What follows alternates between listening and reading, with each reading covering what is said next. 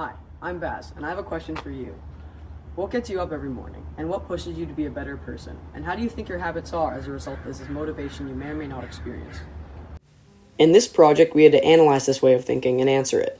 We read through a book called Atomic Habits, and what you are watching right now is both an acclamation of my knowledge and research gained by reading the book, as well as my real-world use of it. You are watching a great trek, the mountaineering journey up the perilous and challenging Mount Myrtle. My goal for this video is to not only document my journey, but to show you how habits and skills developed over weeks of training and preparation can translate to feats like this summit. In the beginning, hiking this mountain crossed my mind as I was walking in the wilderness one day and I came across the view of Mount Myrtle. Inspired by its grand size and beauty, I set off home and got straight to work. First, I decided how I would be able to transform myself mentally and physically into a full-fledged mountaineer. I realized that this wasn't going to happen overnight. I started by making it obvious to myself what I should do day by day to build the physical and mental fitness that is required when one is doing such a mountain.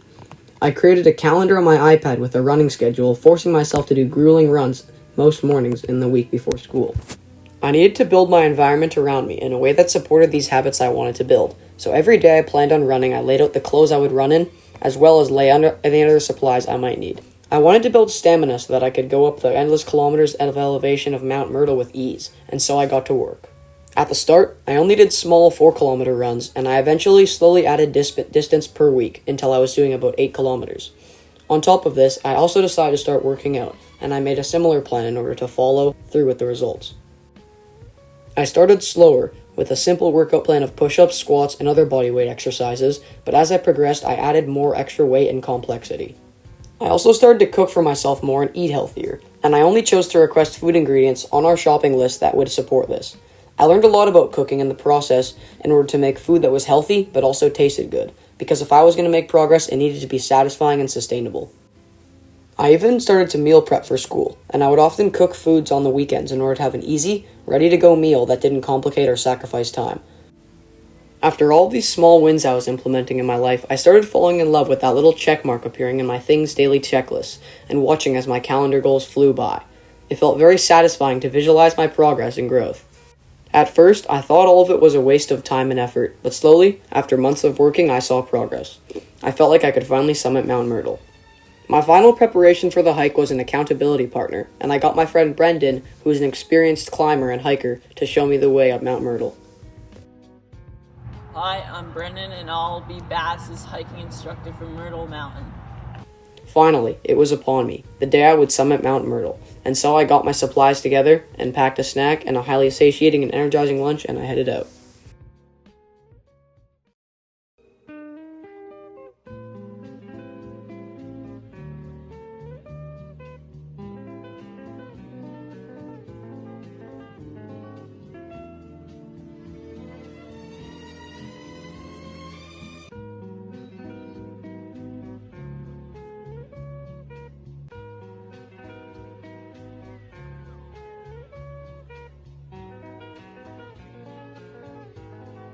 Progress report up on Myrtle Mountain, about 2/3 the way down, making our way out.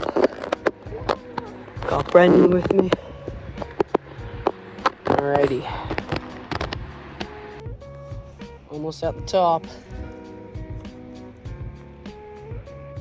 Finally, I've made it, the top of Mount Myrtle. See what I mean? It's higher than it looks.